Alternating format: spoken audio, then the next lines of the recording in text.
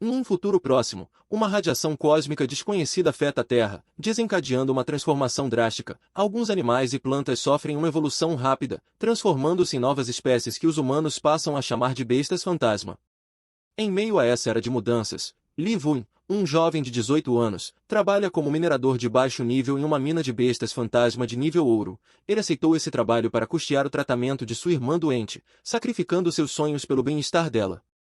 Enquanto caminha pela cidade, um anúncio chama sua atenção. Um programa convidou uma das domadoras de bestas fantasma de classe S mais fortes do mundo, Miss KY, para compartilhar insights sobre a profissão.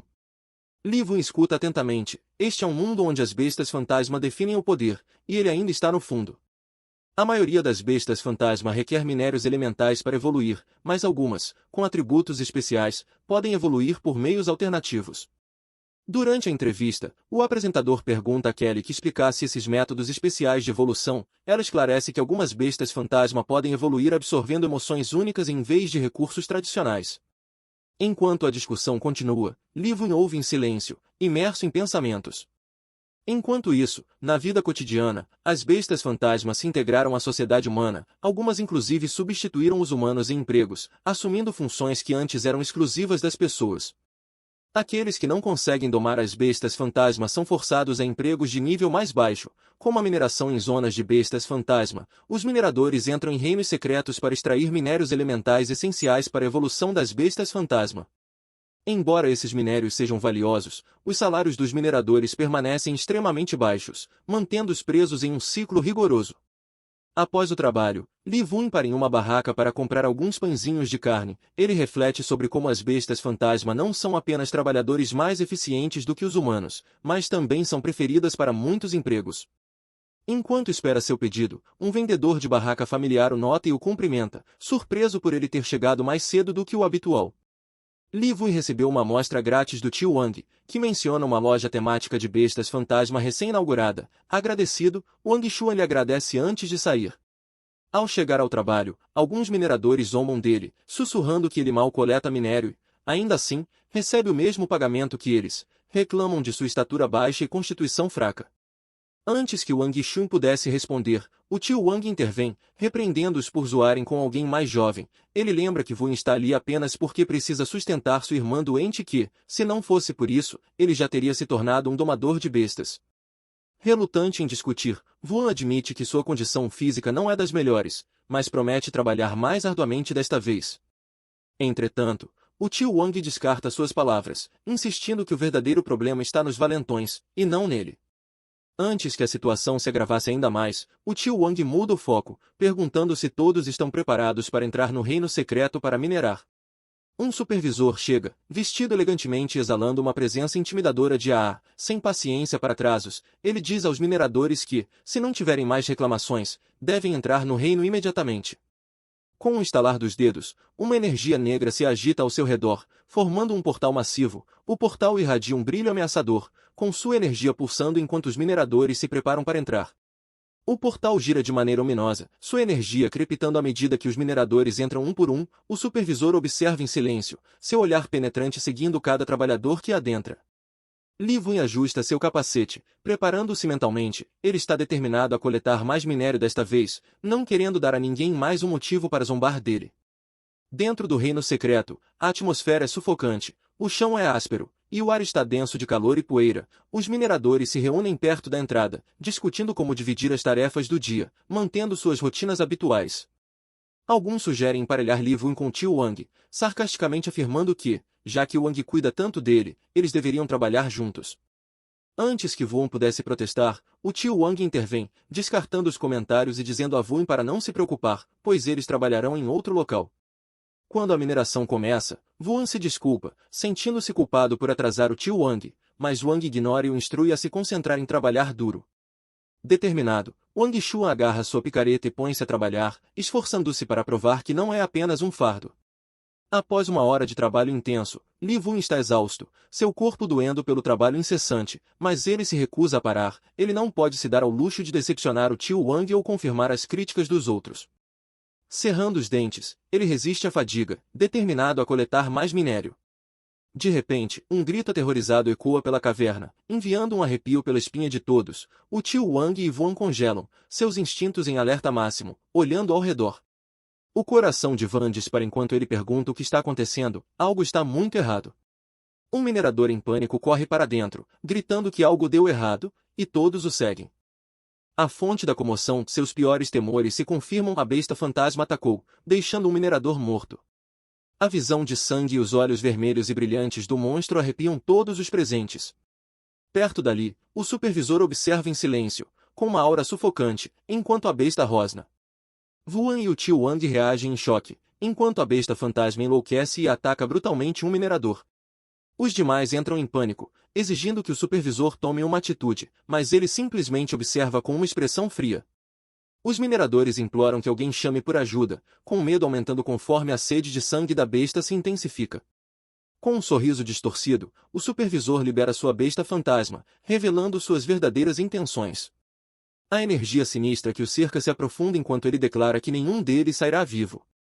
A besta fantasma do supervisor investe, com seus olhos carmesim brilhando com intenção assassina.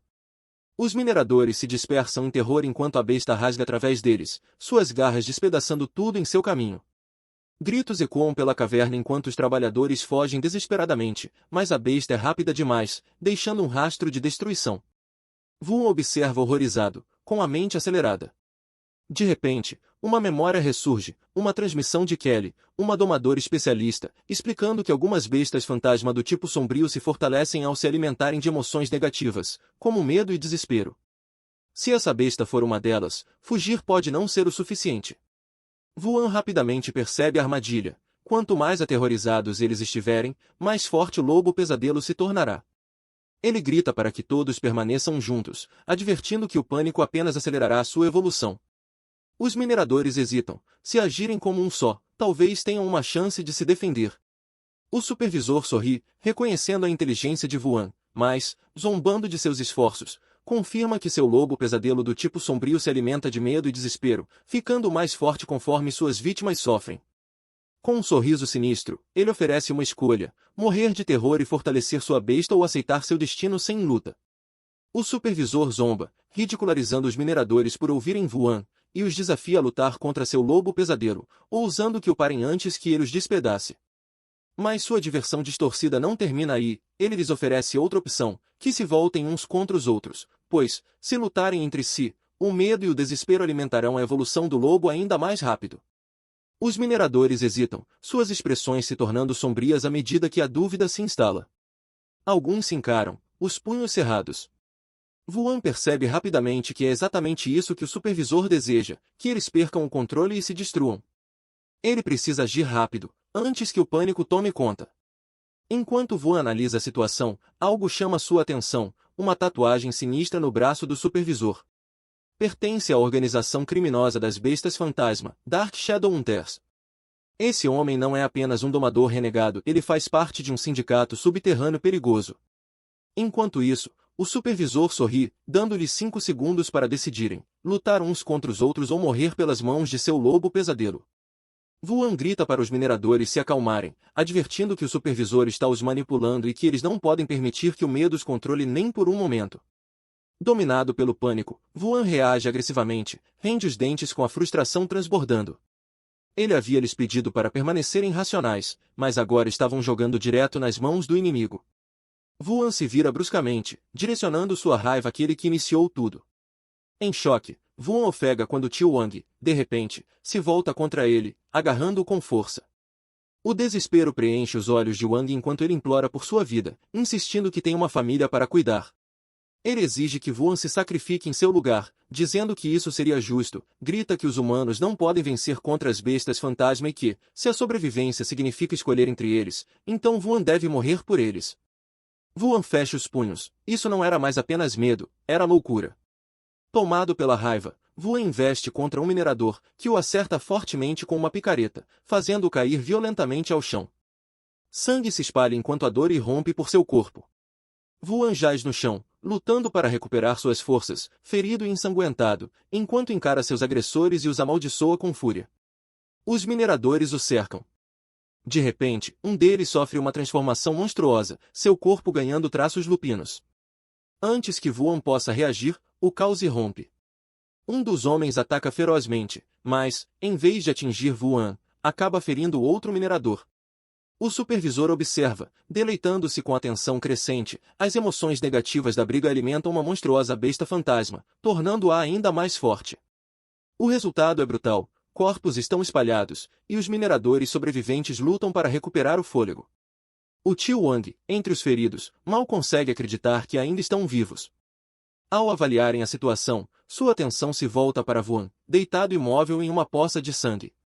Wuhan jaz no chão, mal respirando, com o corpo coberto de sangue. O tio Wang observa em silêncio, sem.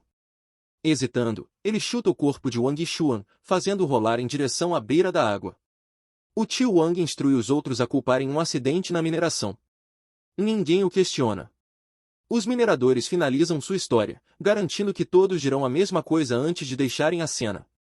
Enquanto isso, Wuhan afunda cada vez mais na água, sua consciência escapando lentamente. O desespero invade enquanto ele se pergunta se este é o fim. Uma memória surge, sua irmã mais nova sorrindo em sua cadeira de rodas, lembrando de voltar para casa cedo. O pensamento de deixá-la sozinha o enche de pavor. Determinado, Wuhan luta contra a morte, agarrando-se ao último resquício de sua vontade.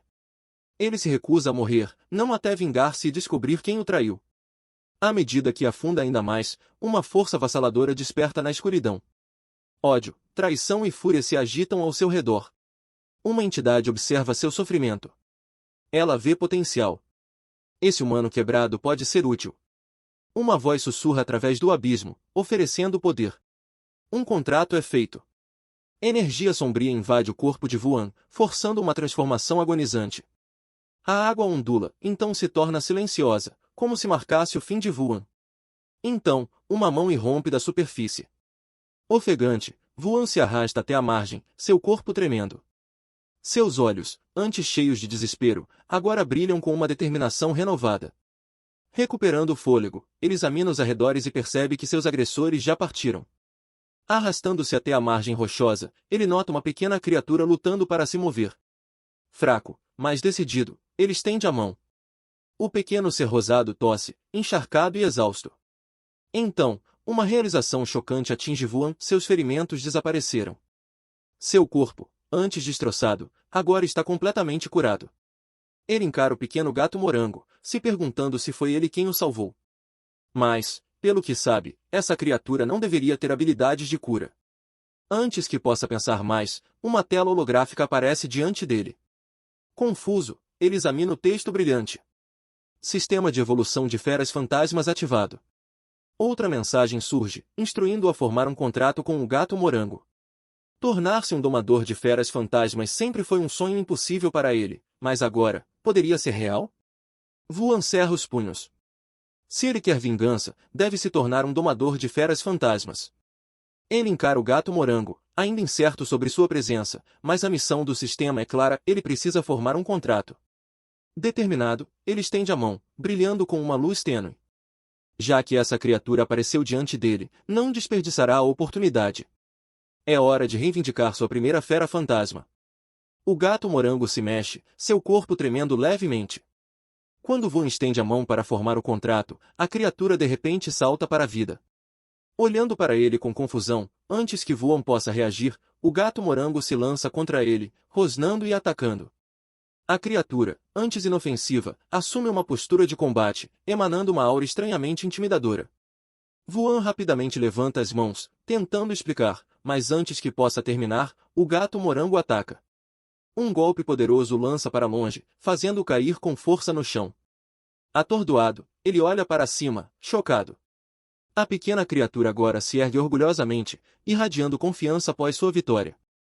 Gemendo, Wuhan encara o gato. Frustrado, ele nunca esperou que sua primeira fera fantasma fosse tão arrogante. Ele se prepara enquanto o gato morango se apronta para outro ataque. Enquanto isso, fora do portal de teletransporte, a energia se agita. Wuhan segura o gato enquanto está envolto em um vórtice de energia vermelha. Ele permanece cauteloso. Escapar com vida não é o suficiente, ele precisa se esconder. Vozes do lado de fora confirmam seus temores. Eles notaram a perturbação no portal. Se o descobrirem agora, pode ser o fim. Vuan se agacha atrás de uma cobertura, observando dois mineradores se aproximarem do portal. Eles parecem confusos, mas acabam descartando a perturbação, assumindo que ninguém poderia ter sobrevivido. Escondido, ele ouve a conversa deles. Eles mencionam Wang Zhonggu, que tentou desesperadamente salvar seus camaradas, mas foi impedido.